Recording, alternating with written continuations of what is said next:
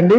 ప్రసంగి గ్రంథం 7వ అధ్యాయం 1వ వచనం చూస్తే కనుక, ఒకని జన్మదినము కంటే మరణ దినమే మేలు, విందు జరుగుతున్న ఇంటికి పోవుట కంటే ప్రలాపించున్న వారి ఇంటికి పోవుట మేలు అని దేవుని వాక్యం సెలవిస్తుంది.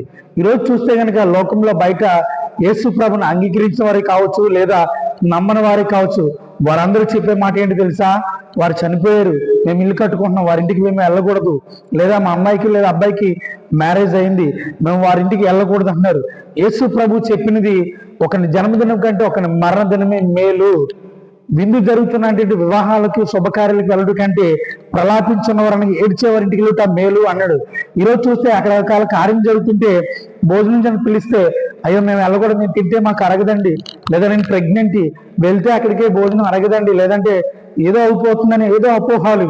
కానీ యేసు ప్రభు చెప్పేది ఏంటంటే, మూఢనమ్మకాలు విడిచిపెట్టి మరి వెళ్ళాలని ప్రభు కోరుతున్నాడు. దేవుడి మాటలు దీవించును గాక. ఆమేన్.